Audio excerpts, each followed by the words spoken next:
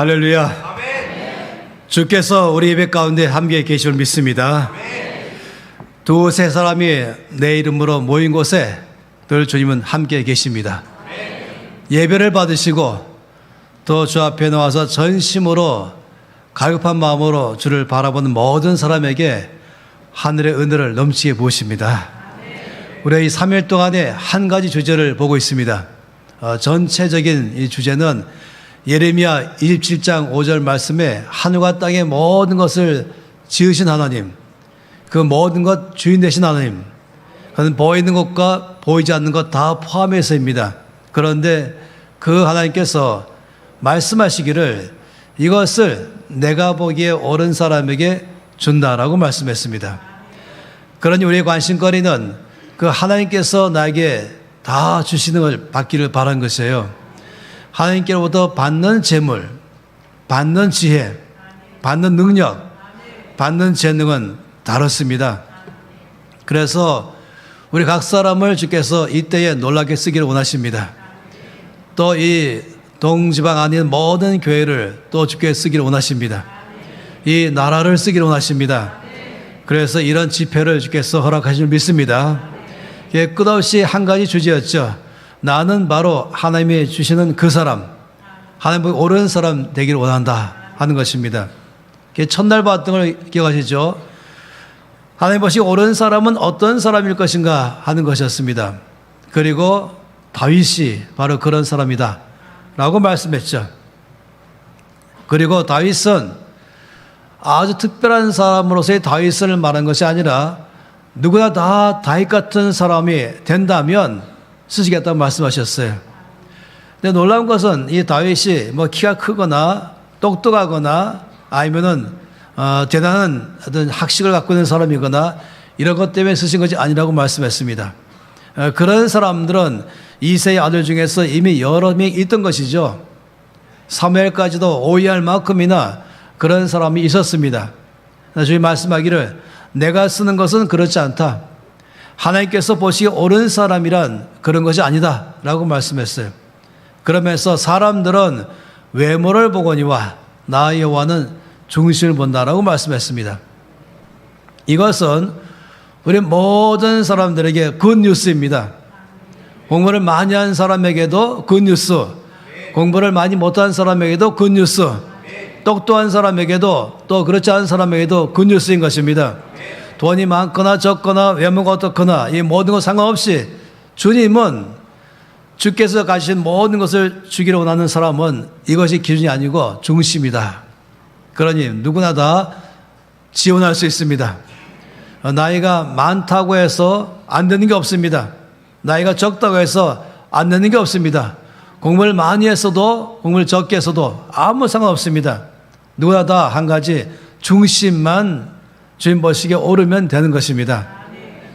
그래서 어젯밤에 그 말씀 가운데 그 중심이 무엇일까?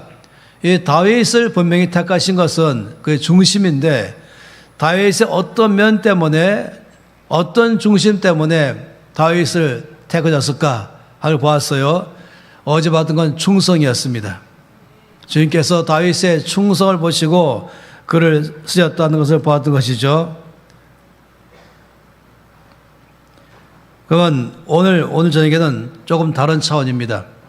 어제 충성은 다 잘 보았습니다. 이 충성이라는 것은 소금과 똑같다 보았죠. 변치 않는 것이다. 나의 감정에 상관하지 않는다. 나의 환경에 좌우되지 않는다. 기분 따라 하지 않는다. 맡긴 일이라면은 끝까지 해내는 사람이다.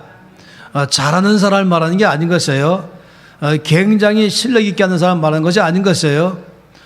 충성스럽게만 하면 되는 것입니다. 그러면 주께서 그 일을 감당할 만한 모든 능력을 다 주신다라고 말씀했습니다. 이러니 너무 쉬운 것입니다. 적어도 나는 말은 잘 못하지만은 적어도 아는 것은 많지 못하지만은 적어도 똑똑하지 못하지만은 한 가지 난 맡은 일은 끝까지 해낼 수 있다. 그러면 되는 것입니다. 이것이 어제 봤던 말씀인 것이죠. 오늘은 이제 아까 말씀할 때 주께서 나는 마음이 온유하고 겸손하니 라고 말씀했습니다. 그래서 오늘 밤에는 일단 큰 제목을 말한다면 하나님께서 보시기에 옳은 사람, 그것은 겸손한 사람인 것입니다. 겸손, 이것이 오늘에 갖고 있는 큰 주제입니다. 하나님께서는 충성된 사람에게 주께서 모든 것을 다 주심으로 맡긴 일을 감당하게 하신다 했다면, 오늘은 주님은 겸손한 사람에게 모든 것을 다 맡기신다 하는 것입니다. 그러면 마찬가지예요. 우리 모든 사람들은 다 오늘 밤에 결정하기를, 제가 겸손한 사람이 되겠습니다, 이렇게 할 때부터 역사하는 것입니다. 성경 말씀 안에 볼 때에 이 다윗에 대해서 말씀할 때에 이 다윗이 이 겸손 때문에 그를 사용하셨다라고 말씀했지 않습니까? 그렇다면은 그 다윗의 어떤 면 때문에 겸손이란 어떤 것일까 하는 것을 좀 보기를 바란 것입니다. 사무엘상 18장 말씀을 함께 보기를 원하는데요. 사무엘상 18장 6절부터 16절까지 말씀 보게 되면은 여기에 이 다윗의 겸손에 대해서 잘 나와 있습니다. 여러분 이제 앞에 이 말씀의 구절을 띄울 터인데요. 18장 6절부터 시작해서 16절까지 말씀을 보면서 하나님께서 다윗의 어떤 겸손인가, 이거를 우리가 보겠습니다. 구절이 나오죠. 함께 읽겠습니다. 무리가 돌아올 때에, 곧 다윗이 블레셋 사람을 죽이고 돌아올 때에 여인들이 이스라엘 모든 성읍에서 나와서 노래하며 춤추며 소고와 경수를 가지고 왕 사울을 환영하는데, 여인들이 뛰놀며 노래하여 이르되 사울이 죽인 자는 천천히요 다윗은 만만이로다 한지라. 사울이 그 말에 불쾌하여 심히 노하여 이르되 다윗에게는 만만을 돌리고 내게는 천천만 돌리니 그가 더 얻을 것이 나라 말고 무엇이냐 하고, 그날 후로 사울이 다윗을 주목하였더라. 그 이튿날 하나님께서 부리신 악령이 사울에게 힘있게 내리매 그가 집 안에서 정신없이 떠들어대므로 다윗이 별같이 손으로 수금을 타는데, 그때 사울의 손에 창이 있는지라. 내가 다윗을 벽에 박으리라 하고 사울이 그 창을 던졌으나 다윗이 그의 앞에서 2번 피하였더라. 여호와께서 사울을 떠나 다윗과 함께 계심으로 사울이 그를 두려워한지라. 그러므로 사울이 그를 자기 곁에서 떠나게 하고 그를 천부장으로 삼으며 그가 백성 앞에 출입하며 다윗이 그의 모든 일을 지혜롭게 행하니라. 여호와께서 그와 함께 계시니라. 사울은 다윗이 크게 지혜롭게 행함을 보고 그를 두려워하였으나 온 이스라엘과 유다는 다윗을 사랑하였으니 그가 자기들 앞에 출입하기 때문이었더라. 아멘. 이 말씀 안에 볼 때는 이제 그 전의 사건은 다윗이 골리앗 앞으로 싸우기로 나갔죠. 그리고 게임은 한 번에 끝났습니다. 이 다윗이 물맷돌을 이제 던져서 사울의 이마에 정통으로 박혀서 한 번에 즉사하고 말았죠. 그리고 다윗은 쫓아가서 그 사울에게 있었던 이 골리앗에게 있던 칼을 빼가지고 그의 목을 베었습니다. 순식간에 전쟁은 바뀌었습니다. 그동안에 두려워서 떨고 있던 온 이스라엘 군대는 사기백배하면서 대승을 거둔 것입니다. 이 전쟁에 큰 승리를 거뒀지요. 그리고 이 승전한 군대가 예루살렘으로 돌아오는 것이었습니다. 온 예루살렘 사람들이 이 승리한 군대를 환영하기 위해서 나왔습니다. 그러면서 이들을 맞이한 것이죠. 당연히 맨 앞에는 왕 사울이 가고 있었고 그 뒤에는 일약 스타가 되어버린 이 소년 목동 다윗이 뒤따랐습니다. 모두가 다 이 승리한 군대를 환영하는데 이때에 이 여인들이 그 앞에서 나와서 춤추면서 노래를 불렀습니다. 이 노래가 문제가 됐어요. 우리가 아는 것처럼 이 7절 말씀 가운데 여인들이 부른 이 노래 가사가 굉장히 특이한 것이었습니다. 이렇게 말하고 있었죠. 이 사울이 죽인 자는 천천히요 했습니다. 사울이 죽인 자는 천천히요. 이 성경 말씀 가운데서 특히 이렇게 숫자를 말할 때 오순절 그러면은 5 곱하기 순, 이거는 10이기 때문에 5 곱하기 열, 그래서 오순절입니다. 또 새1회 그러면은 3 곱하기 7, 그래서 21일이죠. 마찬가지로 천천 그러면은 1000 곱하기 1000을 말한 것입니다. 많은 사람을 죽인 것이죠. 사울이 죽인 자는 천천히요. 그런데 여인들이 다윗은 어떤가? 다윗이 죽인 자는 만만이요 라고 말한 것입니다. 누가 칭찬받았습니까? 둘 다입니다. 이 사울도 칭찬받았습니다. 천천히요. 사울이 죽인 자는 한둘이요가 아니고 10명 아니면 100명도 아니요. 천천 엄청나게 많은 사람을 죽였는데 문제는 다윗은 더 칭찬받은 것입니다. 사울도 칭찬받았지만은 다윗은 더 칭찬받은 것입니다. 이 노래가 문제가 크게 발생이 됐습니다. 사실상 성경 말씀 안에 볼 때에 이 잠언 말씀에 하나님께서 이 사람의 마음을 연단시키는 데에서 말씀하십니다. 잠언 말씀에 17장 3절 말씀에 놀라운 말씀하고 있습니다. 17장 3절에는 도가니는 은을, 풀무는 금을 연연하거니와 여호와는 마음을 연연하신다. 우리가 이 은이나 금이 순금순이 아니잖아요. 이 돌 사이에 섞여 있는 그 은을 이제 모든 돌을 다 제거하고 거기서 이제 은을 빼내거나 아니면 금을 빼내려면은 뜨거운 풀물 속에서 집어넣은 다음에 그 열 속에서 다 녹아버리고 녹으면은 해체됩니다. 그러면은 이 해체되면서 서로 성분이 분리되기 시작하면은 여기서 은을 추출하고 또 여기서 금을 추출하는 것입니다. 그러면서 이 많은 이 불순물 가운데서 순금과 순은을 빼내려면은 용광로를 집어넣어서 뜨거운 열처리를 하면서 빼내는 것입니다. 그런데 중요한 것은 하나님은 사람의 마음을 연연하신다라고 말씀하십니다. 이 사람의 마음이 중심을 보신다 그러지 않습니까? 우리 모두가 다 이 중심에 의해서 쓰임받기를 바라는데 문제는 우리의 중심이 완벽하게 순전 중심이 아닌 거예요. 순전 100% 순은, 순금처럼 완전하게 순수한 마음이 아닌 것입니다. 이 안에는 이것저것 막 섞여 있죠. 하나님께서는 마치 은을 추출해내는 것처럼 또 금을 추출하신 것처럼 하나님은 사람의 마음을 연단시키신다고 말씀했어요. 저와 여러분의 마음을 연단시키는 주님이십니다. 그런데 놀라운 사실은 어떻게 연단시키는가 하는 것이에요.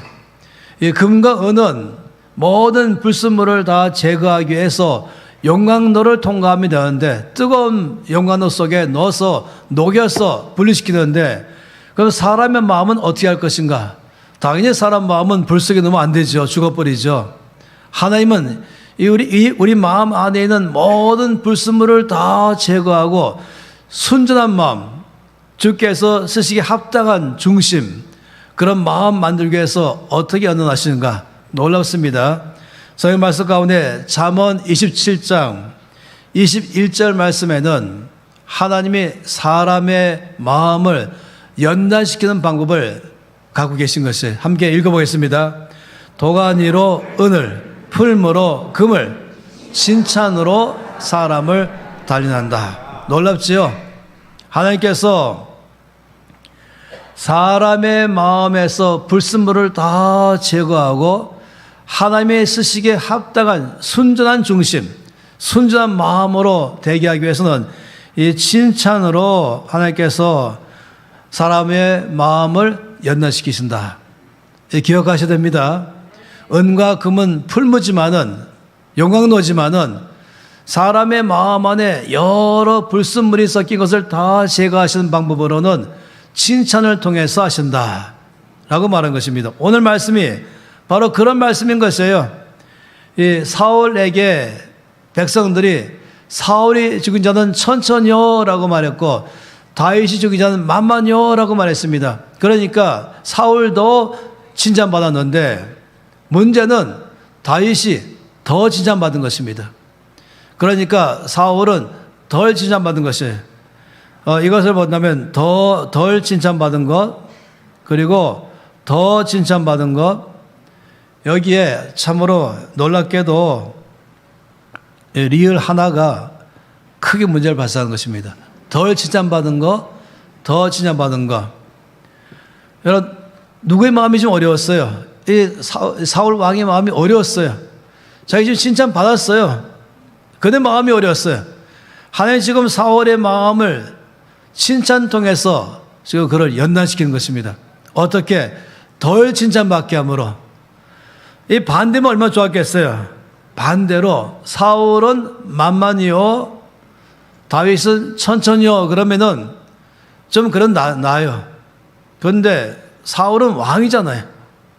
그리고 다윗은 군인도 아닙니다. 아직 군인 갈 나이도 안 됐죠. 15세 안팎의 이 소년이고, 그것도 양치는 목동입니다. 아주 무명 용사도 보통 몇 명이 아니죠. 그런데 이 왕과 다윗은 이 계급으로 말하면 하늘 땅 차이입니다. 비교가 안 되는 것입니다. 그런데 백성들이 왕 사울과 다윗을 비교시켜 버린 것이에요. 비교하면서 왕 사울보다 이 소년 목동 다윗을 더 칭찬해 버린 것입니다. 사울의 마음이 어려워졌어요. 자기는 덜 칭찬받기 때문에. 이 칭찬이란 말은 여러 영역이 있습니다. 이건 좀 비교하는 것입니다. 우리 동노회는, 동지방에는 그런 일 없겠지만은, 교회 목회자 사이에서 늘 있는 한 가지 이야기가 있습니다. 이 부교역자는 절대로 설교할 때 다윗 목사님보다 더 잘하면 안 된다. 이 너무 순수하고 아무것도 모르는 성도님들, 예배 다 끝나면은, 부목사님에 달려가서, 목사님, 오늘 너무너무 은혜 받았는데, 다윗 목사님보다 더 잘하시네요. 그러면 이제 다음에 잘립니다. 그래서 실력을 감춰야 돼요. 우리 동네는, 동지방에는 안 그렇겠지만은, 흔히 그런 말을 많이 합니다. 이해될 만하잖아요. 저는, 제가 이 평생 살아오면서 사역하면서 하나님이 저를 이 사역자로서의 저에게 일하던 단체는 아주 이상하게도 한국에서 이 음악을 제일 잘하는 사람만 모이는 그런 단체였어요. 웬만한 지금 여러분은 모든 찬양들 다 그 단체 출발해서 나왔어요. 엄청 많이 나왔던 것이죠.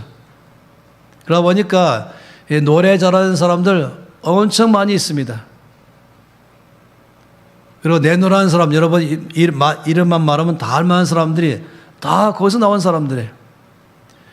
근데 이런 사람들이 저에게 자기 이 콘서트에 와서 축도해달라, 또는 와서 설교해달라, 이럴 때는 아주 기쁘게 갑니다. 그래서 저도 거기 앉아가지고 이 엄청나게 좀 영감 있는 찬양을 부르면은 저는 막 박수를 치면서 아주 힘껏 박수를 쳐줍니다. 너무너무 잘했습니다. 큰 은혜를 받았습니다. 이 수천 명의 청중들을 당신의 이 찬양 통해서 다 하나님께로 이끌어갔습니다. 제가 왜 마음껏 칭찬한지 아십니까? 업종이 달라서 그런 거예요. 저하고 업종이 다른 것입니다. 저는 노래 본 사람은 아니거든요. 전 노래 못 불러요. 그래, 제가 아무런 위협관도 안 받고 비교도 안 되는 것이에요. 비교해 가면서 잘하냐, 나보다 잘하냐, 나보다 잘 못하냐, 이것이 아닌 것입니다.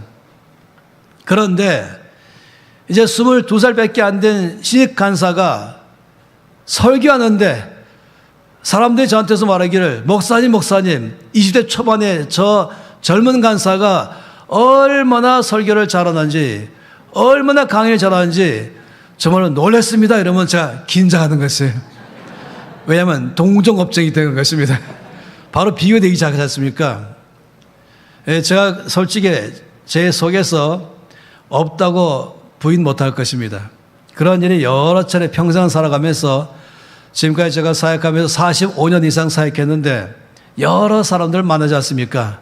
그건 이 얘기 저 얘기 할 때가 많이 있죠. 때로는 저를 만만히요 할 때가 있고, 또 저를 천천히 할 때가 있는 것입니다. 하나님은 저를 어떤 날은 만만요란 자리에 앉혀주시고, 어떤 날은 천천히요 자리에 앉혀주시고, 어떤 날은 무대 한가운데서 높이 들리시고, 어떤 날은 아예 없는 사람처럼 저 무대 뒤에서 그냥 아무도 눈길을 안 주는 자리에 또 있게 하시고, 주님은 제 마음을 보고 싶은 것입니다. 이걸 전체 통해서 주님은 제 마음을 지금 칭찬으로 연단하신 것이에요. 한마디로 말하면 내가 쓸 수 있는 사람인가 아닌가, 내가 이 사람을, 이 종을 마음껏 쓸 수 있을까 없을까, 이걸 알고 싶기 때문에 주님은 제 마음이 정말로 순수한 마음 되기를 바란 것입니다. 여러분, 이런 칭찬을 통해서 연단된 마음은 뭐겠습니까? 이 칭찬을 통해 더 칭찬받을 때에 연단되고, 덜 칭찬받을 때에 또 연단되고, 이 사울이 만일에 천천히 오란 말을 들으면서 연단됐다면, 다윗이 만만히요 라고 말할 때 연단된다면 어떤 마음 될까요? 여기 봤던 것처럼 바로 겸손인 것입니다. 이 겸손의 마음, 주님께서 가장 쓰기에 합당한 사람은 겸손한 사람인 것입니다. 여러분, 성경 말씀을 다 읽어보세요. 하나님께서 왜 어떤 사람을 안 쓰시는가? 다 뭐 때문입니까? 교만 때문인 것입니다. 아무리 똑똑하고 아무리 잘나도 일단은 주께서 쓰실 때에 교만해지면 못 쓰는 것입니다. 사울 왕은 출발을 참 잘했습니다. 그렇지만은 사울 왕이 마지막에 쓰임받지 못한 치명적인 것은 바로 교만 때문이었습니다. 이사야서나 예레미야서나 에스겔서 말씀 보면은 하나님이 모든 나라들을 심판하고 있습니다. 그 모든 나라를 심판하실 때마다 이유가 딱 하나예요. 교만. 내가 블레셋을 쓸 수 없다. 내가 바벨론을 쓸 수 없다. 내가 페르시아를 쓸 수 없다. 내가 아수르를 더 이상 쓰지 않겠다 할 때마다 이유는 한 가지, 교만 때문이다. 그렇게 경제 대국인 이 두로 왕국 내가 더 안 쓰겠다. 왜냐하면 교만 때문인 것입니다. 서의 말씀 가운데 여러 차례 말씀하고 있죠. 잠언 말씀 보면은 교만은 패망의 선봉이요 라고 했어요. 교만은 멸망의 선봉이요, 겸손은 존귀의 앞잡이다 라고 말씀했습니다. 우리 주께서 말씀은 나는 마음이 온유하고 겸손하니 내게로 와서 내 멍에를 메고 내게 배우라 말씀할 때도 바로 이 마음이 온유하신 주님, 마음이 겸손하신 주님 앞에 배우는 걸 말하는 것입니다. 그러니 오늘 말씀 가운데서 주님께서 사울의 마음도 연단하기 원하시고 다윗의 마음도 연단해서 쓰시는데, 문제는 사울이 연단받지 못했습니다. 그 마음이 교만해가지고 자기를 지금 다윗보다 덜 칭찬하니까 마음이 상한 것이죠. 비교의식과 경쟁의식 속에서 그는 질투심이 발생했어요. 시기가 일어났죠. 그리고 결과적으로는 어떻게 하든지 다윗을 중심에서부터 빼서 외곽지대로 옮기게 말한 것입니다. 사람들 앞에 그거 쓰지 못하게 하는 것이에요.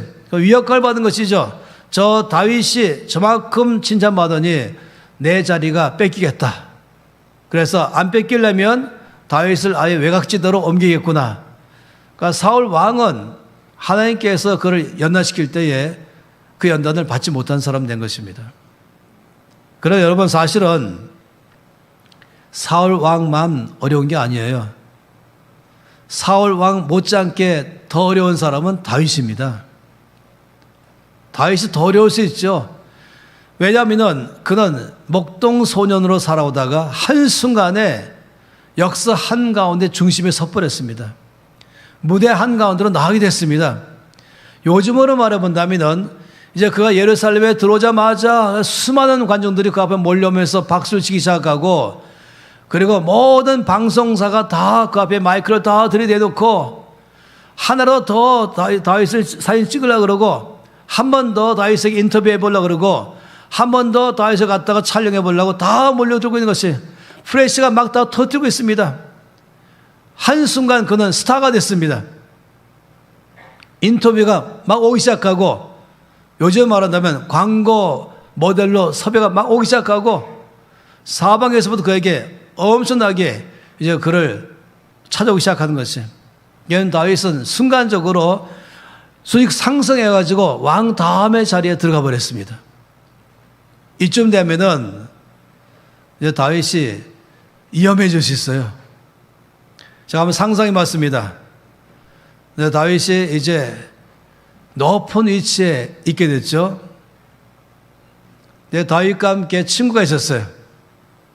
이건 제가 상상하는 것입니다. 그러니까 15세의 동료 나이쯤 되는 또 다른 목동 친구, 늘 양칠 때 같이 있었던 친구. 그런데 이 다윗이 이제 일약 영웅이 되니까 한번 만나보려고 시골에서 올라왔습니다.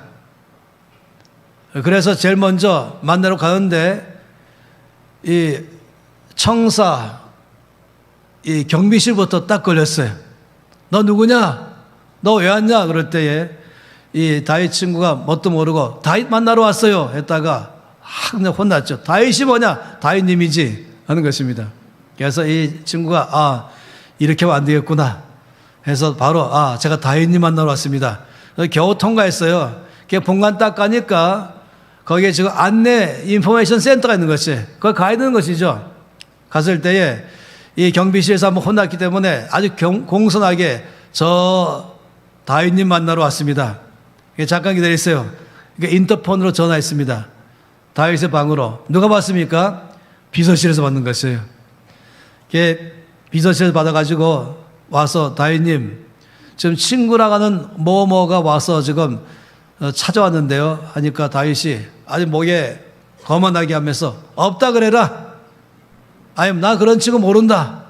그럴 수 있지 않겠습니까? 이만큼 그가 모든 사람으로부터 이 집중 조명받기 시작하면은 우리가 흔히 많이 말하기를 목에 기부세했다라고 말하기도 하고 어깨에 바람이 들어갔다.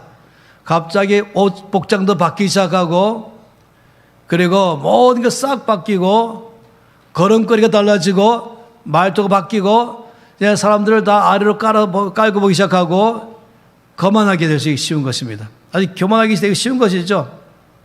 그래서 흔히 말하기를 사람이 바뀌었어 이렇게 말해요. 사람이 바뀌었네. 옛날 그 순수한 사람이 아니네. 옛날 그 아주 겸손한 사람이 아니네. 한순간 그건 바뀌었어. 마치 나도 친한 친구이기 때문에 찾아갔더니 뭐 아는 척도 안 하고 아는 척 하긴 하지만은 그냥 왔어 이렇게 하고 더 이상 얘기도 안 하고 이럴 수 있지 않겠습니까? 다윗도 충분히 그럴 만한 가능성이 있는 것이에요. 얼마든지 말입니다. 사울 왕은 천천히요라고 말하고 다윗은 만만히요라는 말을 듣게 되면은 나도 모르는 사이에 내가 쓱 올라가기 시작하는 것이에요. 모두가 나를 높이기 시작하고 모든 매스컴에 중심되기 시작하면은 나도 모르는 사이에 교만해지기 시작한 거지. 할 수 있어요. 오늘 말씀에 보니까 이런 말씀 있죠. 이 사울 왕이 다윗이 너무 두려우니까 그를 자천시켰어요. 천부장으로 삼아서 멀리 보냈다고 말했습니다. 그랬더니 다윗이 어떻게 행동했는가? 13절 말씀에 그러므로 사울이 그를 자기 곁에서 떠나게 하고 그를 천부장으로 삼음에 그가 백성 앞에 출입하였다. 이 말씀하고 있습니다. 또 그 다음에 온 이스라엘 16절 말씀에는 온 이스라엘과 유다는 다윗을 살아가있으니 그가 자기들 앞에 출입하기 때문이었다. 이 단어를 쓰고 있습니다. 이 출입하다 이 단어이죠. 이 출입하다는 단어가 그냥 보면은 뭐 우리가 볼 때는 들어오고 나가다 이런 말 아니겠습니까? 이 단어는 무슨 말이냐면은 여전히 스타가 되기 전이나 된 다음이나 여전히 변치 않는 사람이다. 그가 지금 유명한 사람이 되고 높은 위치에 올라간다 할지라도 여전히 똑같은 눈높이에 있다 이 말입니다. 출입하다. 그전과 이후나 여전히 똑같은 겸손한 사람, 나를 대할 때 늘 존중해 주는 사람, 늘 그 목에 기부스 안 하고 복장도 특별하게 하지 않고 늘 나 자신이 그냥 나는 나입니다. 그리고 당신은 참으로 귀합니다 하면서 모든 사람을 존중히 여기고 모든 사람에 대해서 늘 사랑으로 대하고 자기 자신이 조금 더 높은 사람도 아니고 그냥 늘 동등하게 대한다. 이런 단어가 출입하다인 것입니다. 온 백성들이 다윗을 왜 사랑했냐면은 다윗이 자기들 앞에 출입하기 때문이었다. 이렇게 말한 것입니다. 한 사람들은 어떤 사람 좋아합니까? 겸손한 사람을 좋아합니다. 아무리 유명해져도 옛날이나 지금이나 안 바뀌는 사람, 똑같이 순수하고 똑같이 겸손하고 똑같이 이전처럼 늘 나를 잘 대해주는 사람, 그런 사람이 바로 겸손한 사람이죠. 백성들은 이런 다윗을 보고 너무너무 사랑했다라고 말한 것입니다. 그러니 오늘 이 말씀 보면서 왜 다윗인가에 대해서 제가 두 번째 말씀드린 것은 그의 중심 때문이었다 할 때에 이 충성됨의 중심도 아주 중요하다면 또 하나의 중심은 겸손의 중심인 것입니다. 하나님께서는 겸손한 사람을 통해서 일하십니다. 언제나 그렇습니다. 그 말씀 가운데 이면에 관해서 여러 사람들의 경우가 겸손한 사람 또는 교만한 사람의 경우가 참 많이 있습니다. 저는 한 번도 안 만나봤지만 제가 늘 마음속에서 탐복하는 사람이 있습니다. 그 사람 이름은 캐트린 쿨만이란 분이에요. 이분 당연히 이름 자체가 캐트린 그러니까 여성이죠. 이 사람에 대해서 뉴욕 타임스 기자가 이 사람에 대해서 책을 대신 써줬습니다. 그러면서 말하기를 예수 그리스도 이후에 가장 많이 예수님의 일하심을 닮은 사역자다. 이렇게 말할 정도입니다. 그를 통한 능력이 엄청났던 것이었어요. 어마어마하게 하나님께서 이분을 사용하셨죠. 이분은 70년대에 있었기 때문에 아주 오래전이죠. 미국 사람인데 이번에 집회에는 30시간 걸려서라도 대절 버스를 빌려서 사람들이 다 몰려왔습니다. 그래서 10,000명 이상의 큰 체육관 같은 데에서 빌려갖고 집회하는데 저 앞에 큰 찬양 부르다가 이 캐트린 콜만이 자기 순서가 돼서 무대로 나갈 때는 무대에 나가자마자 그는 거기에 10,000명 이상의 사람이 있는 건 아무 상관하지 않고 바로 주님과 단둘이 있는 것이에요. 주님이 개인적으로 속삭이면서 흐느끼면서 또 예배드리면서 너무나 아름다운 주님, 너무나 영광스러우신 주님, 그 주님에 대한 경배, 주님에 대한 사랑을 고백하는 것입니다. 모두가 다 이 한 사람이 무대에 나오면은 주님의 임재하심을 경험하기 시작했습니다. 그런데 그때 그 순간에 선생님께서 이 캐트린 쿨만에게 여기에 어떤 병 걸린 사람 내가 지금 고쳤다 라고 알려주신 것이에요. 그럼 담대하게 이분은 마이크를 잡고 지금 우리 주께서 이러한 병 걸린 사람을 고치셨습니다. 그 사람이 있다면 자리에서 일어나시기 바랍니다. 그러면 일어나기 시작하죠. 그 많은 자원봉사자들이 그에게로 가까이 갑니다. 이 계단을 내려오기 시작하는데 내려와서 무대 위로 올라오게 하고 인터뷰하죠. 어떤 병을 했었습니까? 지금 어떻게 됐습니까? 대부분의 사람들은 휠체어를 타고 왔었습니다. 제가 걷지 못하고 있었습니다. 불치병입니다. 그런데 하나님이 예배 중에 나를 낫게 하셨습니다. 제가 그 동영상 보니까 이 큰 무대 앞에 한번 뛰어보세요. 그러면은 금방 뛰기 시작하는 거예요. 휠체어 타고 왔던 사람이 걸어서 내려오고 뛰기 시작하니까 모두가 다 박수를 치면서 이런 놀라운 일을 행하신 하나님을 찬양하기 시작하는 것입니다. 다음 집회 때는 이 사람이 자기 주치의사를 데리고 옵니다. 그럼 주치의가 나와서는 간증하기를 저는 이 사람을 오랜 세월 동안 환자로서 돌봤습니다. 의학적으로 불치병 걸린 사람이었습니다. 그런데 다시 왔는데 완벽하게 나왔습니다. 저 의학적으로 설명할 길이 없습니다. 제가 한 가지 아는 것은 하나님만이 하셨습니다. 그렇기 때문에 온 전체가 또 다 흥분하면서 주를 찬양하는 것이죠. 그 신문들은 매일마다 대서특필합니다. 이 캐트린 콜만 집회에 참석한 사람들 가운데 하나님이 얼마나 놀라운 일이 하셨는지는 날마다 신문으로 나가는 것입니다. 이 게드린 쿨만은 유명 인사가 됐죠. 능력의 종, 기적의 종, 또 신유의 종 이렇게 알려져 있습니다. 이 제미 버킹함이라는 이 뉴욕 타임즈 기자가 저거 뻥일 거다, 저 사기친 걸 거다, 내가 밝히겠다 라고 그 집회에 참석했다가 주님을 깊이 만났어요. 아, 이거는 사기가 아니고 하나님의 살아계시구나. 깊이 만난 다음에 그는 바뀌었습니다. 그 나중에 목사가 됐죠. 그 제임 버킹함 목사님이 한국에 왔을 때 제가 직접 들은 것입니다. 이분이 글을 너무 잘 쓰니까 나중에 대신해서 이 자서전을 써줬죠. 그 책 가운데 한 가지 특이한 대목이 있었습니다. 이 집회가 이 기적의 집회가 끝났습니다. 어마어마한 많은 일들이 일어났습니다. 다들 흥분되어 있었죠. 그런데 이 캐트린 쿨만이 안 보이는 것이에요. 보통이면은 이제 거기는 가장 좋은 무대에 있으면은 사람들이 와 멀리 와서 인사하고 만져보고 감사 표시하고 그러면서 또 막 박수 치면서 대환영하지 않겠습니까? 아니면 입구에 나가 있으면서 모든 사람에게서부터 환영받기도 하고 또 인사하면서 그렇게 하지 않겠습니까? 그런데 이 놀라운 집회가 끝난 그 다음에 이 제임 버킹함은 아무리 찾아봐도 캐드린 쿨만이 안 보이는 것이에요. 한참을 찾다가 나중에 발견한 것은 이 무대 뒤쪽에 컴컴한 데가 있는데 거기에 캐드린 쿨만이 꿇어 엎드려서 눈물을 펑펑 흘리면서 오직 우리 주 예수님만 영광 받으시옵소서.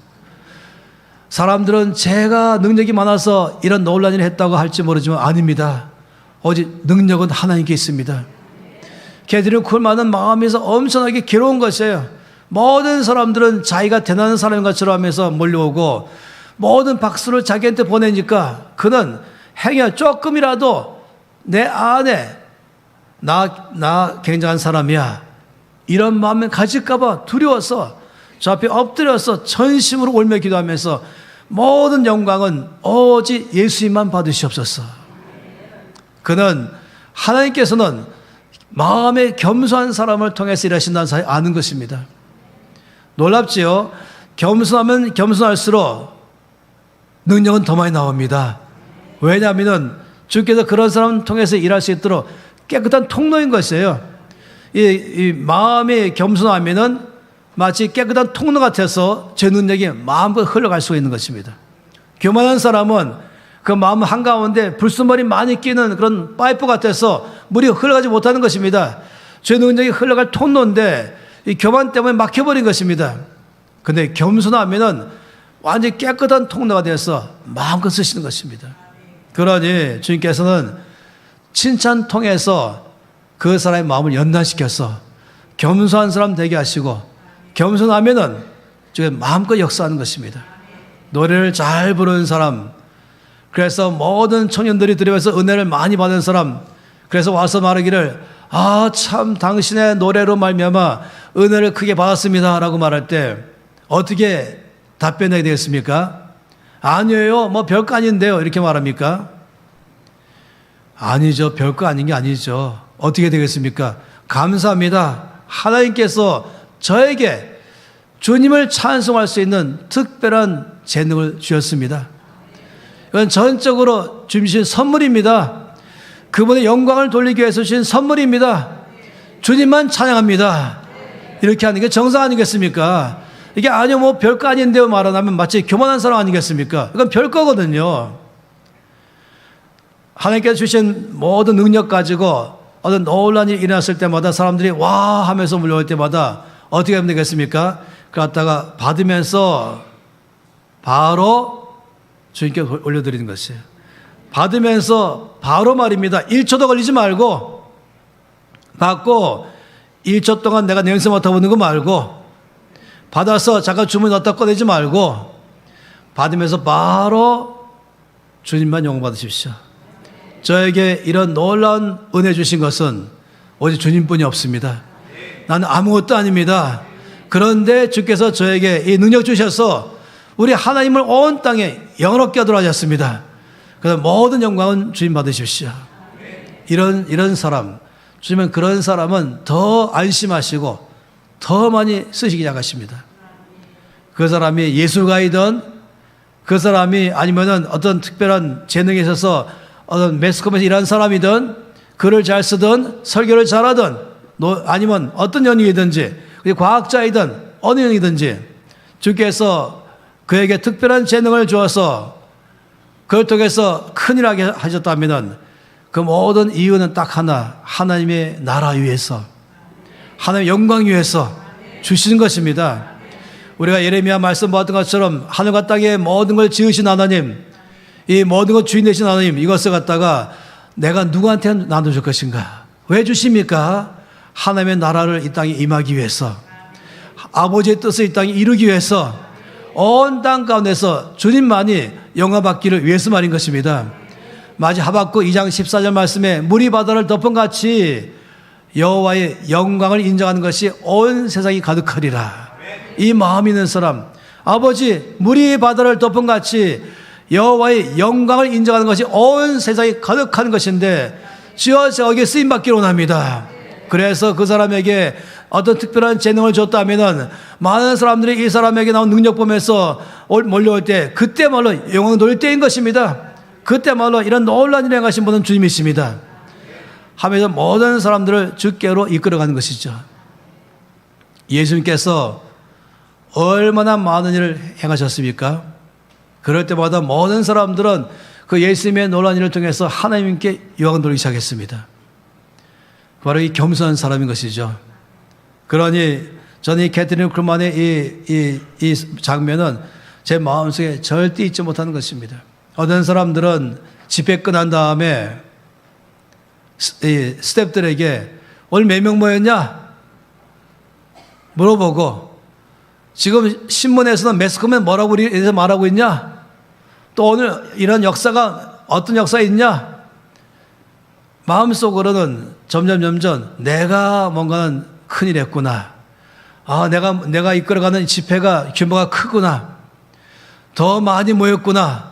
더 매스컴들은 더 많이 나에 대해서 얘기하고 있구나.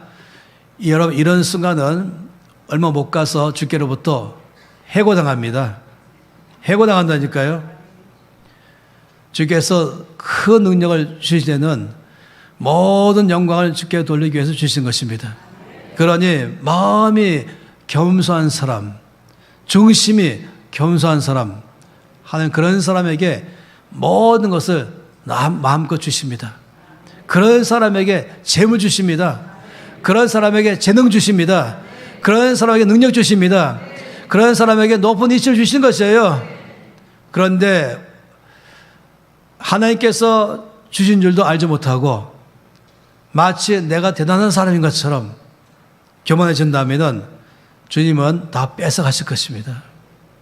주님은 뺏어서 교만한 사람에게 주었던 걸 뺏어서 다시 겸손한 사람에게 주셔서 하나님의 영광을 드러내도록 하게 하실 것입니다. 그러니 우리 모두가 다 후보자예요. 하나님 여러분 각 사람을 쓰고 싶으세요. 그런데 중심에서 하나님 보시기에 옳은 사람을 쓰시는 것이죠. 바로 겸손한 사람인 것입니다. 그러다 보니까 여러분 모든 사람들은 다 이 사울과 다윗이 겪었던 이것을 다 당한다니까요. 어느 때는 천천히요 라는 자리에 앉게 하시고 어느 때는 만만히요 라는 자리에 앉게 하시면서 내 마음이 이럴 때마다 교만하지 않고 이럴 때마다 내 마음이 더 낮아지고 더 나의 마음을 깨트리면서 오직 주님만이 하셨습니다. 할 수 있는 것이 돼야 되죠. 사람들이 나를 무시할 때 그때는 정말로 잠잠하게 그걸 받을 줄 알았는 것이에요. 왜 나를 무시하냐 하는 것 벌써 이거 자체가 무엇입니까? 칭찬으로 내 마음을 연단시키는 것입니다. 우리 모두가 다 매일마다 그런 일을 당합니다. 비교당할 만이 많이 있는 것이죠. 어느 때는 사울 같은 자리에 앉게 하시고 어느 때는 다윗 같은 자리에 앉게 하시는 것입니다. 그때마다 아셔야 됩니다. 사울 같은 자리에 앉게 하실 때는 정말 나 자신을 겸손하게 낮추는 것입니다. 다윗 같은 자리에 앉게 하실 때는 다시 나를 낮추는 것입니다. 사람 나를 무시할 때도 잠잠고 그걸 받을 줄 알아야 되는 것입니다. 사람 나에 대해서 인정 않을 때라도 그걸 잠잠게 받을 줄 알아야 되는 것이에요. 나를 높일 때는 그걸 통해 주님만 더 영광스럽게 할 줄 알아야 하는 것입니다. 주님 그런 사람 통해서 일하시는 것이죠. 성경에는 그런 사람의 경우가 참 많이 있습니다. 몇 사람을 예를 들어 보겠습니다. 제가 말하고 싶은 한 사람은 히스기야입니다. 히스기야는 역대하 말씀에 32장에 이 히스기야에 대해서 잘 나와 있습니다. 역대하 32장 말씀 보면은 32장 24절부터 26절 말씀에 볼 때에 함께 말씀 보겠습니다. 그때에 히스기야가 병들어 죽게 되었으므로 여호와께 기도하며 여호와께서 그에게 대답하시고 또 이적을 보이셨으나 히스기야가 마음이 교만하여 그 받은 은혜를 보답하지 아니하므로 그 진노가 그와 유다와 예루살렘에 내리게 하셨더니 마음의 교만함을 뉘우치고 예루살렘 주민들도 그와 같이 하였으므로 여호와의 진노가 히스기야의 생전에는 그들에게 내리지 아니하니라. 여러분, 히스기야 왕 그러면 아주 유명한 왕이었어요. 왜냐하면 당시에 세계를 제패한 나라는 아수르였습니다. 이미 아수르가 북방 이스라엘을 멸망시켰습니다. 이 거대한 이 아수르 대군이 이제 진격해서 예루살렘으로 진격했습니다. 이 히스기야 왕이 있는 유다 왕국은 이제 곧 멸망 직전에 있었습니다. 이때 그는 너무너무 이 마음속에 두려워서 하나님의 성전 앞에 나갔습니다. 금식하며 전심으로 저 앞에 부르짖었습니다. 그때에 당시에 이사야가 있었는데 하나님께서 이사야에게 말씀하기를 히스기야가 이 어려울 때에 내 앞에 와서 전심으로 구원을 부르짖으니 내가 그의 기도를 듣고 그래서 아수르 군대가 그 나라에 조금 더 공격하지 못하도록 막아주겠다. 이걸 전달하려 했습니다. 그래서 이사야가 히스기야 왕한테 왔죠. 왕이요, 왕이 이 어려운 때에 낙심하지 않고 이런 어려운 때에 하나님께 나가서 전심으로 부르짖으니 주께서 왕의 기도를 들으시고 말씀하시기를 이 거대한 아수르 대군 이 왕 예루살렘에 화살 하나 쏘지 못하게 하겠다고 말씀했습니다. 라고 했어요. 절대로 이 예루살렘은 함락당하지 않을 것이라고 말씀했죠. 그 다음에 이 아수르의 대군 18만 5천 명이 그날 밤에 몰살당했습니다. 다 죽어버린 것이에요. 역사학자들은 아마 그때 이 패스트베이 돌았을 것이다. 굉장한 전염병이 돌았다고 말할지 모르겠어요. 그러나 우리가 아는 거 있습니다. 하나님께서 하셨습니다. 하나님께서 이 18만 5천 명의 세계 최강의 대군이 하룻밤에 다 몰살당한 것이에요. 당시 세계에서 이 소식을 들은 나라들은 이 히스기야 왕이 크게 보이는 것입니다. 하나님의 행하신 건 모르죠, 사람들은. 그래서 일약 스타가 됐습니다. 모든 나라들은 다 이 히스기야 왕에 대해서 존경심 갖고 그에게 굉장히 그를 높이 보면서 왔던 것이죠. 또 그러다가 한 번은 이 히스기야 왕이 병 걸렸습니다. 이사야가 와서 말하기를 하나님의 말씀에 왕의 병은 죽을 병이라고 말씀했습니다. 라고 말했어요. 살지 못할 거라고 말씀했습니다. 이때 히스기야가 면벽 기도를 했죠. 저 앞에 가서 엎드리고 눈물을 펑펑 통곡하며 흘리면서 전심으로 저 앞에 기도했습니다. 이사야 선지자가 이제 왕궁에서 나가다가 하나님께서 이사야에게 말씀하기를 내가 저 히스기야 왕의 눈물과 기도를 보고 들었다. 넌 다시 돌아가서 왕에게 말하라. 하나님이 너의 눈물을 보았고 너의 기도를 들으셨다. 넌 죽지 않고 앞으로 15년 더 살 것이다. 라고 말했습니다. 그래서 이 히스기야 왕이 나와버렸어요. 이 두 가지 사건, 세계 최강의 아수르 대군이 하룻밤에 몰살당한 사건과 죽을 병 걸렸다 나온 이 사건 때문에 더 많이 유명한 사람이 됐습니다. 그런데 여기 말씀하니까 이 왕의 마음이 교만해졌다 라고 말했어요. 그 다음 말씀을 더 보겠어요. 이 30절, 31절 말씀에 이어서 본다면 이 30절 말씀에 이 히스기야가 또 기온의 윗샘물을 막아 그 아래로부터 다윗성 서쪽으로 곱게 끌어들였으니 히스기야가 그의 모든 일에 형통하였더라. 그러나 바벨론 방백들이 히스기야에게 사신을 보내어 그 땅에서 나타난 이적을 물을 때에 하나님이 히스기야를 떠나시고 그의 심중에 있는 것을 다 알고자 하사 시험하셨더라. 자, 이 말씀은 이사야 39장 사건을 가리켜 말한 것입니다.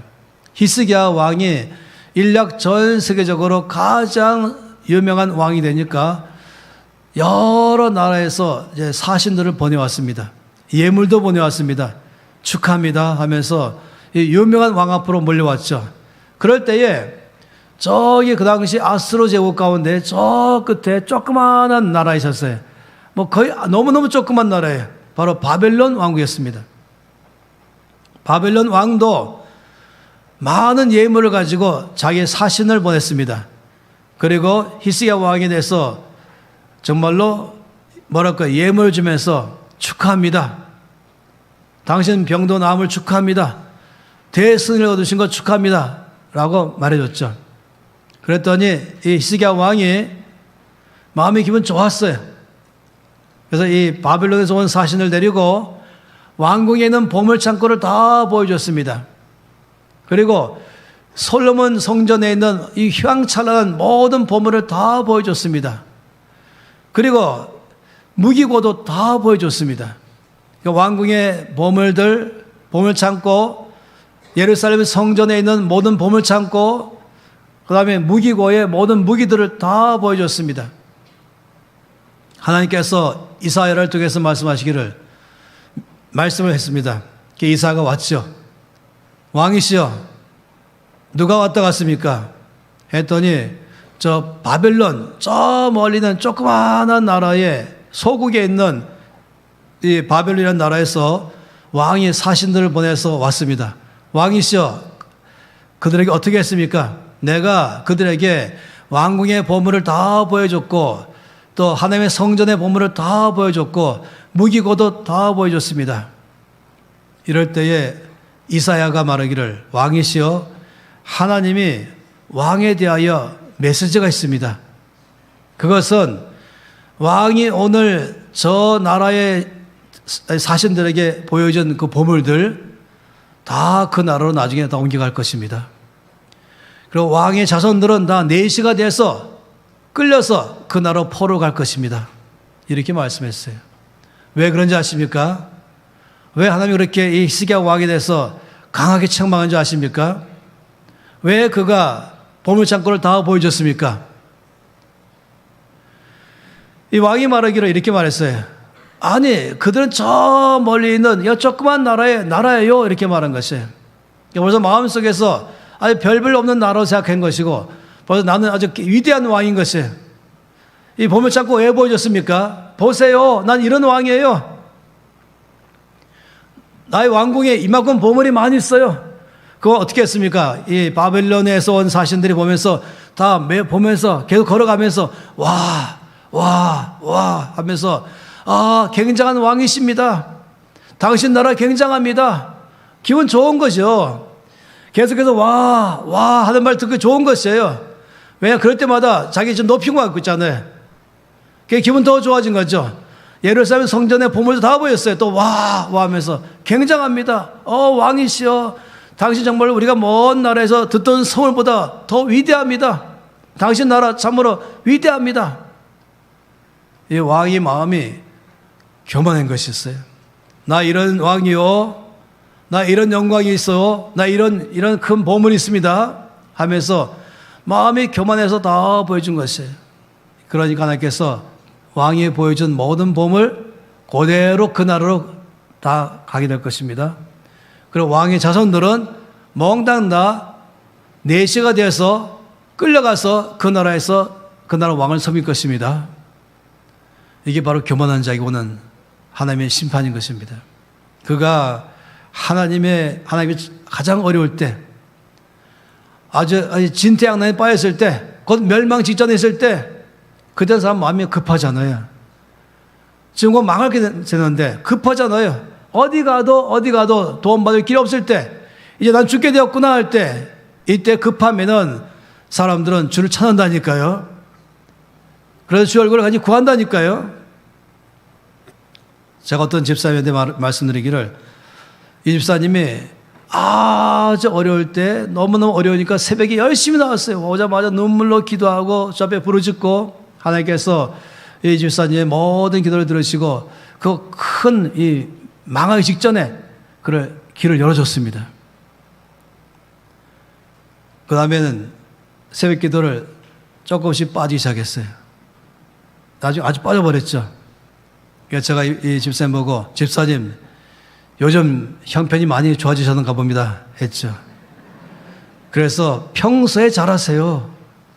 이 사람들이 참 놀랍게도 이 급하면 갈급해지고, 자식이 어려우면 갈급해지고, 가정이 어려우면 갈급해지고, 사업이 어려우면 갈급해지고, 몸이 어려우면 갈급해지고, 그때 가서 주를 찾는 것입니다. 어디서 가세요? 몸 건강할 때 주를 찾는 게 좋습니까? 병들어 찾는 게 좋겠습니까? 건강할 때 찾으세요. 평소에 겸손하세요. 평소에 주 얼굴을 간절히 구하세요. 주께서 이렇게도 겸손하고 저래도 겸손하면은 어느 때는 병 걸려서 몸을 치게 하셔서 주변에 나오게 하시고, 사업이 어렵게 해서 나오게 하시고, 자식 어렵게 해서 나오게 하시고, 부부 사이 어렵게 해서 나오게 하시고, 우리는 정말 그런 사람 되지 말겠습니다. 제 마음속에 정말 주 앞에, 주님 제가 잘할게요. 제가 늘 잘하겠습니다. 교만해지면은 큰일 나거든요.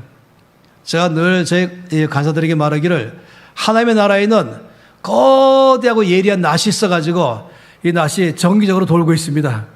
미 돌면서 목을 쳐들면 땡강 잘라버린 것이. 다 머리 숙이세요 하는 것이. 다 숙이세요. 주 앞에 겸손하세요. 내 능력으로, 내 지혜로, 내 노력으로, 내 힘으로 나 이만큼 됐습니다. 그래서 목이 딱 올라가면 어떤다고요? 낫이 돌아버린 것이. 하나님께서는 중심에 겸손한 사람을 쓰십니다. 그러니 첫째도 겸손, 둘째도 겸손, 셋째도 겸손입니다. 겸손은 존귀의 앞잡이입니다. 이 베드로전서나 야고보서 말씀 가운데 하나님께서는 교만한 자를 대적하시고 겸손한 자를 가까이 하시며 겸손한 자에게 은혜를 베푸신다 말씀했습니다. 겸손의 뜻이 뭔지 아십니까? 이 겸손의 정의, 제가 글을 써보겠습니다. 이 겸손의 정의는 자기의 분수를 안다. 이게 겸손의 정의입니다. 나의 분수를 안다. 앤드류 머리 목사님은 이 겸손이라는 책을 썼어요. 유명한 고전이죠. 다 읽어보길 바라요. 이번엔 겸손은 뭐냐? 그 피조물의 제자리이다. 피조물의 제자리. 나는 피조물로서 나의 제자리는 예배 자리인 것입니다. 전심으로 예배하는 것, 바로 겸손의 자리인 것입니다. 주님은 찬송받기 합당하신 분이신 것이죠. 다시 말하면 꼭 그것은 주일날만 예배하는 것이 아니라 내가 사업에 잘 될 때에 바로 그 예배 자리인 것입니다. 바로 그때야말로 무릎 꿇으면서 이 모든 것은 내 힘이 아니요, 내 지혜도 아니고, 내 재능도 아니요, 내 힘과 노력이 아니라 이것은 오직 하나님께서 저에게 은혜로 주신 것입니다. 이건 몽땅 다 주의 은혜로 되었습니다. 이것이 바로 예배자의 자리인 것입니다. 누가 나한테 와서 내가 설교를 잘했다 말할 때에, 은혜 왔다 말할 때마다 감사합니다. 그러나 주께서 역사하셨습니다. 바로 그것이 예배자의 자리인 것입니다. 내가 어떤 높은 자리에 가거나 내가 좀 더 내 능력이 나오기 시작할 때에 사람들이 나를 주목할 때마다 그때는 바로 예배자의 자리인 것입니다. 그는 바로 주님만 찬송 받으십시오. 이 모든 것은 다 주께서 행하셨습니다. 여러분, 신명기 8장 18절 말씀에 놀라운 말씀하고 있죠. 이 말씀 가운데서는 주님 말씀하시기를 이렇게 말씀했습니다. 이 17절 말씀에는 그러나 내가 마음이 이르기를 내 능력과 내 손의 힘으로 내가 이 재물을 얻었다 말할 것이라. 이 교만한 사람 아니겠어요?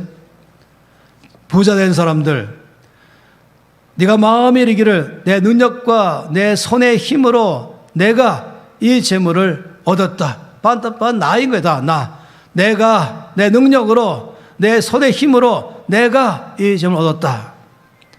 18절 말씀에 이렇게 말씀했습니다. 내 하나님 여호와를 기억하라. 그가 너에게 재물 얻을 능력을 주었다. 이걸 알아야 되는 것입니다.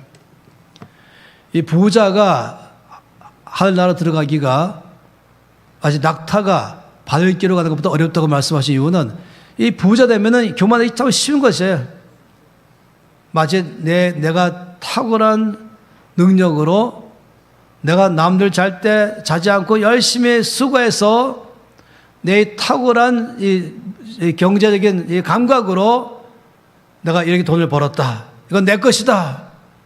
하는 순간부터 주님은 그를 해고시켜 버리십니다. 하늘의 재물을 더 이상 안 주십니다. 정말 끝까지 겸손한 사람 돼야 되죠. 마치 내가 지금 내 돈 갖고 내가 지금 헌금하고 내 돈으로 이것도 하고 내 돈으로 이것도 한다. 아니요. 천만의 말씀입니다. 이건 다 주의 것이고 주의 뜻대로 써야 되는 것입니다. 누가 물어본다면 다윗처럼 말입니다. 하나님 아버지, 이것은 주께서 나에게 주신 것이고 내가 받은 것을 다시 주께 돌려드렸을 뿐인 것입니다.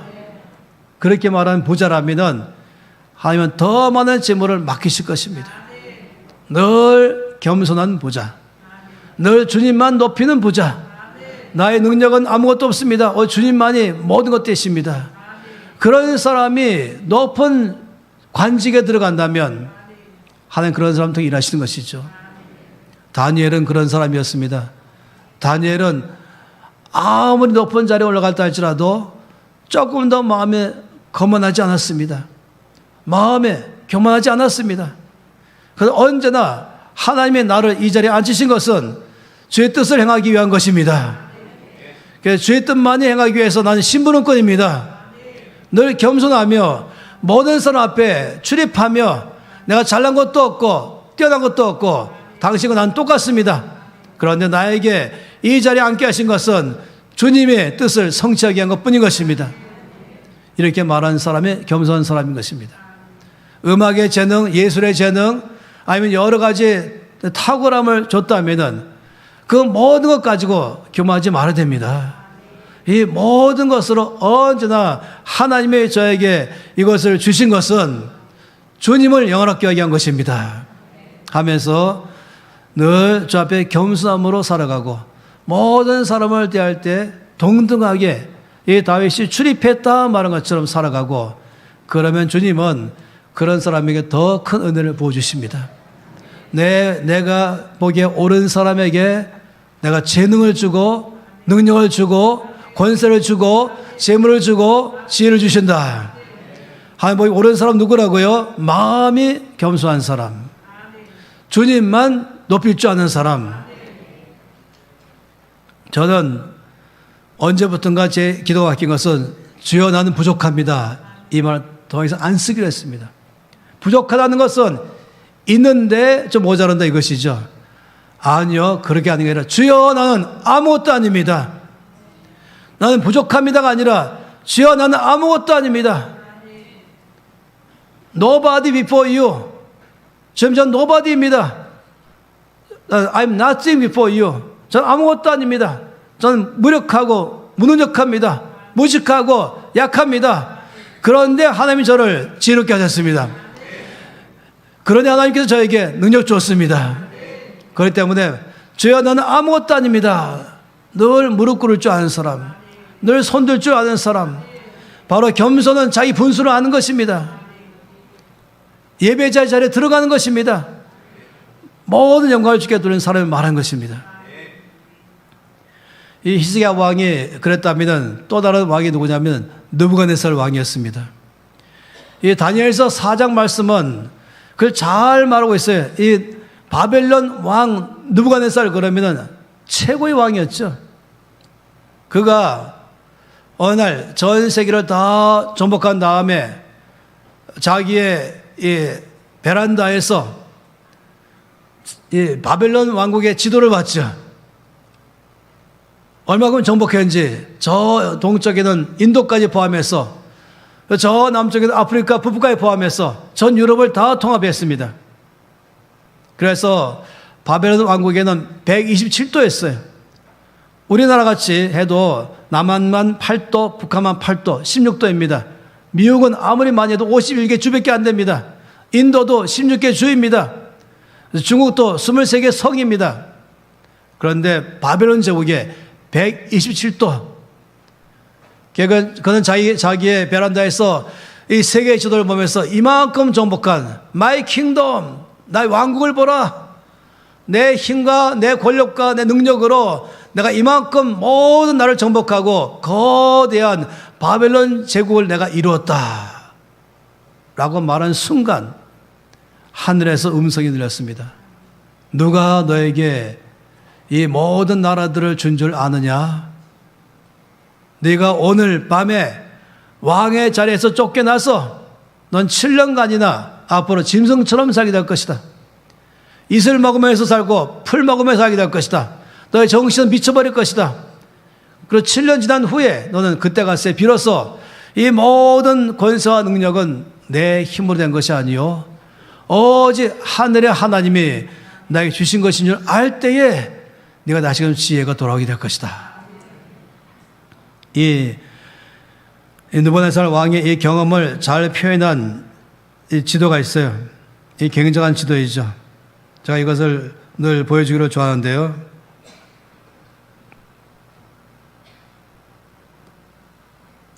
이 지도 보세요. 미쳐버린 왕자리에 쫓겨나버린 7년간 짐승처럼 살고 있던 이 느부갓네살 왕에 대한 이 모습을 누군가는 그림으로 그려봤어요. 굉장하죠. 머리는 정말로 이 짐승 머리처럼 되어버리고 풀과 이슬만 먹고 자라고 미쳐버린 것이에요. 그 7년 후에 그는 하늘을 쳐다보면서 드디어 지혜가 돌아왔어요. 아, 내가 얼마나 교만한 왕이었는지, 내 능력과 내 힘으로 세계를 제패했다. 이거 얼마나 어리석은 것인지. 이 온 땅에 하나님만 주인이시다. 하나님만 왕이시다. 하나님만 왕의 왕이시다. 내 능력이 아니라 하나님의 그의 능력으로, 그의 주권으로 나에게 이 모든 것을 다 정복하게 하셨다. 그래서 주 앞에 무릎 꿇을 때, 손 들기 시작할 때에, 찬양을 드리기 시작할 때에 지혜가 돌아왔습니다. 그런 놀라게 바로 복권됐어요. 다시 왕이 됐어요. 그 다음에 자기 일어났던 이 모든 사건을 그는 다니엘서 4장에서 잘 기록했습니다. 자기에 있었던 사건을 다 썼어요. 그리고 온 바벨론에 127도에다가 이 자기의 왕의 조서를 다 보내겠어요. 이 다니엘 4장 말씀은 바로 조서였습니다. 보낼 때에는 바벨론 언어를 쓰면서 그 나라의 언어가 있던 그 언어로 번역까지 해서 2개를 같이 보냈어요. 그러면서 모두가 다 보게 했습니다. 나의 삶에 일어났던 이 사건 통해서 이 바벨론 왕국에 있는 모든 사람들은 다 알라. 오직 하늘의 하나님만 참된 하나님이시다. 오직 그분만 경배를 받으실 한 분이시다. 이렇게 보냈던 것입니다. 하나님께서는 언제나 겸손한 사람 통해서 일하십니다. 그러니 우리는 늘 나 자신을 낮춰야 되는 것입니다. 다윗은 참 놀라운 사람이었죠. 우리가 첫날 밤에 보았던 것처럼 이 역대상 29장 말씀에는 이 다윗의 그의 마지막 때에 하나님 앞에 경배하면서 얼마나 지금 놀라우신 분인지를 그는 이 고백했던 것이 역대상 29장 말씀 아니었겠습니까? 그 말씀을 제가 다시 한번 읽어드리겠습니다. 다윗이 얼마나 겸손한지 이 말씀 가운데 다윗이 온 회중 앞에서 29장 10절부터입니다. 여호와를 송축하여 이르되 우리 조상 이스라엘의 하나님 여호와여 주는 영원부터 영원까지 송축을 받으시옵소서. 여호와여 위대하심과 권능과 영광과 승리와 위엄이 다 주께 속하였사오니 천지에 있는 것이 다 주의 것이로소이다. 여호와여 주권도 주께 속하였사오니 주는 높으사 만물의 머리이심이니이다. 부와 귀가 주께로 말미암고 또 주는 만물의 주제가 되사 손에 권세와 능력이 있사오니 모든 사람을 크게 하심과 강하게 하심이 주의 손에 있나이다. 나와 내 백성이 무엇이기에 이처럼 즐거운 마음으로 들을 힘이 있었나이까. 모든 것이 주께로 말미암았사오니 우리가 주의 손에서 받은 것으로 주께 드렸을 뿐이니이다. 내가 잘나고 내가 뛰어나서 돈을 내가 저축해서 주께 드리는 것이 아니라 이 모든 것 다 주인 되신 주께서 저에게 주신 것을 다시 주께 드렸을 뿐입니다. 소년 건축할 때 헌금할 때도 조금 교만한 마음 갖지 마세요. 다윗 같은 마음이 필요한 것입니다. 모든 것 주인 되신 주님, 제가 예물을 주의 나라 위해서 드릴 때에는 제가 잘나서 사람들은 저를 보고 막 박수 칠지 모르지만 주님, 이것은 제 것이 아닙니다. 주께서 저에게 주신 것 다시 주께 드렸을 뿐입니다. 이 한번 겸손한 다윗이죠. 하나님 이 다윗을 크게 강하게 하셔서 주님의 뜻을 다 이루도록 하게 하신 것입니다. 근데 한 번 다윗이 교만한 적이 있었습니다. 다윗이 온 나라를 다 정복한 다음에 어느 날 갑자기 그 마음속에 성경 말씀에는 이렇게 말하고 있습니다. 사탄이 다윗의 마음을 격동시켰다 했습니다. 다윗이 그의 군대 장관 요압에게 명령했습니다. 너는 온 나의 군대가 몇 명인지 다 알아보라. 그랬더니 요압 군대 장관이 왕이시여, 다 왕의 군대인데 뭘 숫자를 외십니까? 근데 다윗 왕이 더 강하게 말했어요. 빨리 가서 너는 온 나라 전체에 나의 군대가 몇 명인지 다 숫자를 세어보라 했죠. 이것 때문에 하나님이 다윗을 크게 심판했습니다. 그러니까 왜 그렇게 했습니까? 왜 나의 숫자를 다 세어보라는 것이 문제였습니까? 그 한마디 말하면 숫자를 세는 것은 두 가지가 될 수 있어요. 하나님이 얼마나 놀랍게 이 일을 이루셨는가를 할 수도 있는 것이고, 또 어떤 건 숫자를 세는 것은 내가 얼마나 힘이 많은가, 이것도 할 수 있는 것입니다. 교회 성도의 출석수를 우리 교회는 몇 명이 출석합니다 하는 것을 갖다 우리 교회는 예산이 얼마입니다, 우리 교회는 이런 일 했습니다 하는 것을 말할 때 죄가 될 수도 있고 안 될 수도 있어요. 다윗처럼 한다면 죄가 되는 것입니다. 우리 교회는 큰 교회입니다, 내 능력으로 이렇게 교회를 키웠어요, 이런 순간 큰일 난다니까요. 그런데 성도의 수를 오늘 누가 출석했는지 누가 오지 않았는지를 숫자를 셀 수 있어요.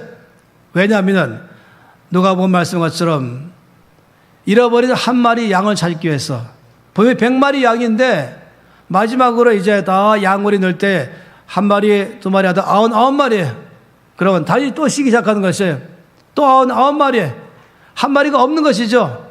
그러면 목자가 그 잃어버린 한 마리 양을 찾기 위해서 들러 산으로 가서 찾아서 데리고 오는 것입니다. 숫자를 쓸 때는 이럴 때 쓰는 것입니다. 혹시라도 시험 들은 성도는 없는가? 혹시라도 병 들은 성도는 없는 것인가? 혹시라도 도움이 많이 필요한데 도움 받지 못해서 혼자 끙끙거리는 성도는 없는가? 이것을 알기 위해서 세는 건 좋을지 모르지만은 나의 교회가 얼마나 많은 교회가 큰 교회인가? 얼마나 부흥한 교회인가? 그래서 사람들부터 칭찬받고 박수같이 받고 싶다면 절대로 쉬지 마십시오. 회사도 마찬가지고 어느 것도 마찬가지고 주께서 다윗이 너무 잘했지만 이 한 가지 때문에 크게 그를 심판하였습니다. 다윗이 너무너무 마음이 슬퍼서 주 앞에 꿇어엎드리고 전심으로 회개했죠.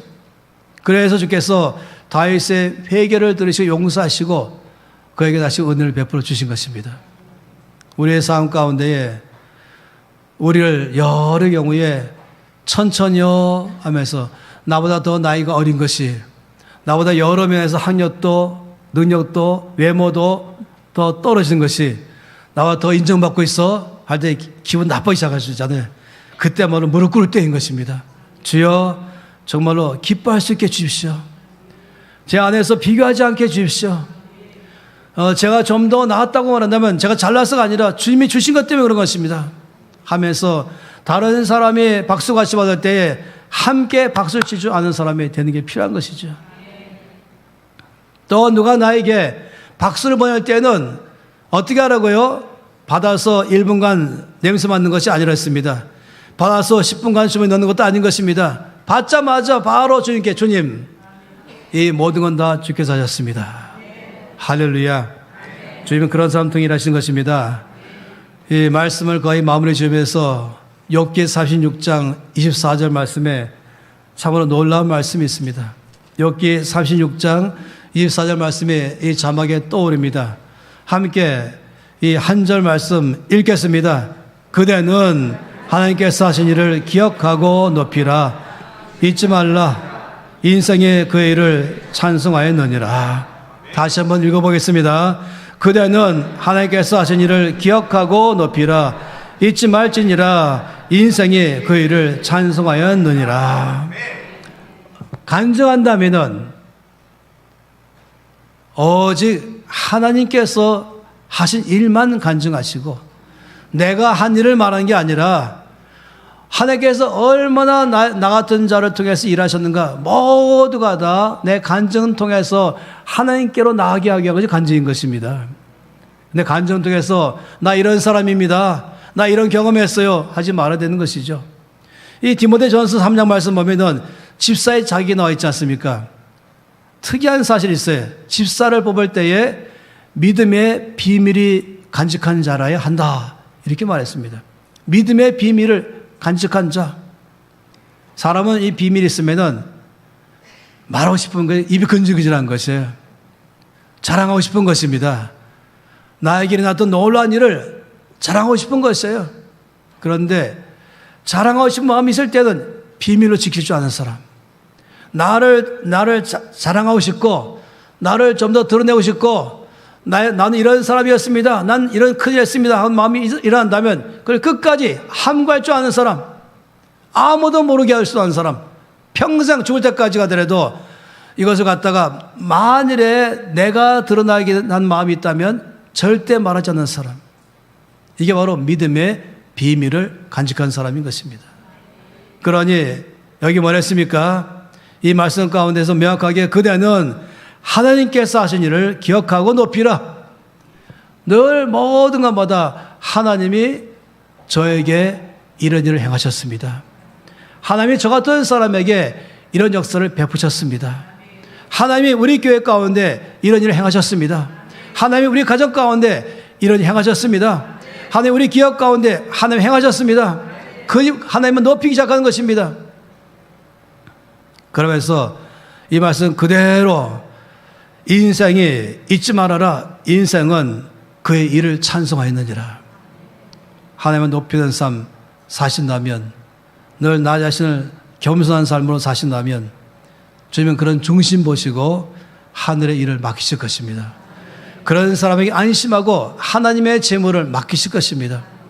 그래서 정말로 그 재물을 잘 사용하면서 겸손한 사람, 그런 사람에게 권력을 주실 것입니다. 그러면 여전히 동일의 다윗처럼 여전히 허파에 바람 들어가지 않고 목에 기부스 넣지 않고 늘 출입하면서 하나님께서 나에게 주시는 이 모든 걸 가지고 오직 주의 뜻만 이루기를 바라는 사람, 그런 사람에게 재능도 권력도 지혜도 재물도 힘도 주실 것입니다. 여러분, 저는 여러분 모두가 다 마음이 겸손한 사람 되길 바랍니다. 잘 낮추기를 바랍니다. 나는 아무것도 아닙니다. 그런데 나에게 주께서 능력 주셔서 하나님의 뜻을 성취하게 하셨습니다. 제가 얼마나 많은 사람을 양육했겠습니까? 제 평생 오면서 저의 평생의 삶에 가장 많은 일은 많은 사람들을 양육했습니다. 제자가 참 많이 있습니다. 그런데 그 중에서 제가 가장 좋아하는 제자는 이 김미진 간사인 것이에요. 왜냐하면 그는 늘 말하기를 나 같은 초년이 무엇이간데 하나님의 나를 들어 쓰십니까? 빈말이 아니라 늘 그런 말 하는 것이에요. 나 같은 초년이 무엇인데 나를 이렇게 높이 들어 쓰십니까? 하나님의 뜻을 성취하기 위해서 나를 들어 쓰시니 나는 늘 주님을 찬양하기 밖에 아무것도 없습니다. 주님 그런 사람 통해서 일하시는 것입니다. 할렐루야. 마음이 좀 비교하고 마음이 거북할 때 깨트리세요. 그리고 나를 낮추세요. 그리고 나를 자랑하고 싶을 때 입 꽉 다무세요. 주님만 자랑하십시오.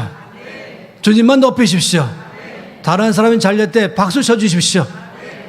그것이 바로 겸손한 자의 자리인 것입니다. 할렐루야. 오늘 이 말씀 앞에 예라고 말씀하신다면 이 말씀 앞에 아멘입니다.